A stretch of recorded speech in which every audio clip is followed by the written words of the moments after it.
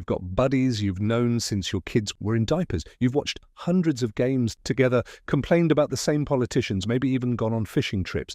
And yet if your wife left tomorrow, if the doctor gave you news you weren't ready to hear, if you lost everything you spent 30 years building, you would sit there in complete silence because you genuinely would not know how to pick up the phone and call a single one of them. That's not a small problem. That is a crisis hiding in plain sight. And if that sentence just hit you somewhere uncomfortable, stay with me.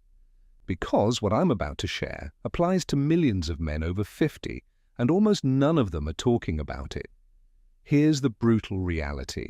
According to recent data from AARP, middle-aged American men are experiencing one of the worst loneliness epidemics in modern history. Not teenagers, not elderly men in nursing homes, men in their 50s and 60s who have jobs, families, full social calendars, and still report feeling profoundly, achingly alone. Men who, on paper, have everything figured out. So what is actually going on?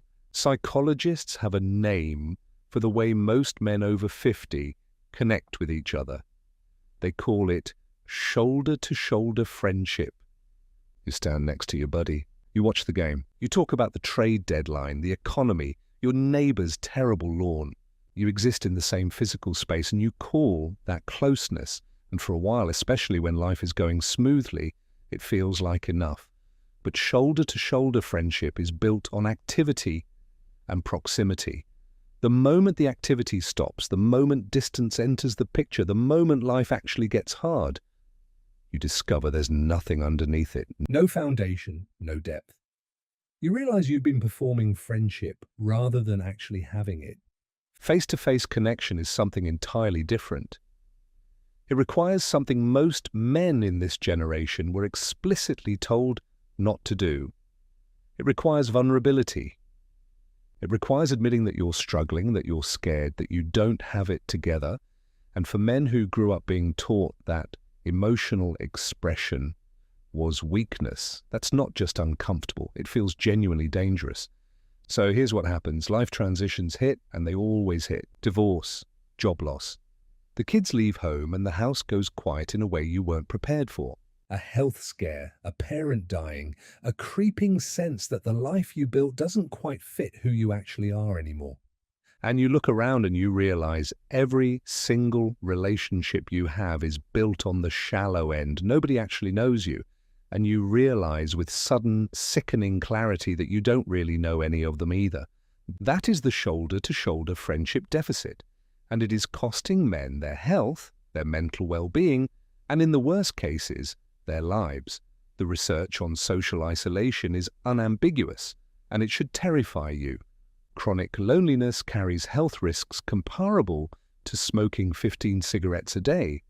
It accelerates cognitive decline. It dramatically increases the risk of depression, heart disease, and early mortality. And men over 50 who lack deep social connections are among the most vulnerable populations we have. But here's what nobody tells you. This is not your fault in the way you think it is. You were handed a model of masculinity that treated emotional openness like a character flaw. You were rewarded for being self-sufficient, for fixing things, for never being the one in the room who needed something. You built your life around that model, and you did it well.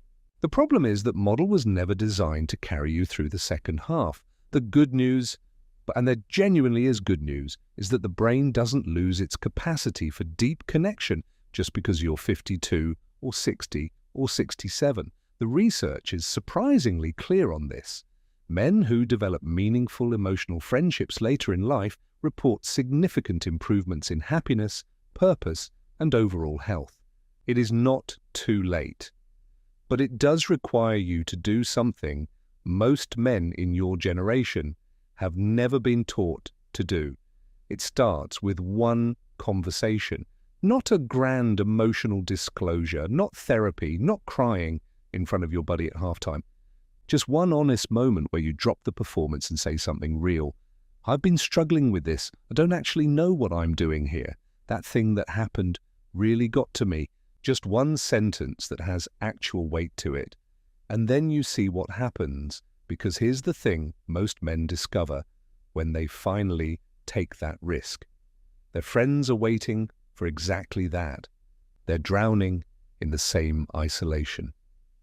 They've been performing the same shoulder-to-shoulder dance for 30 years, and they're exhausted by it too.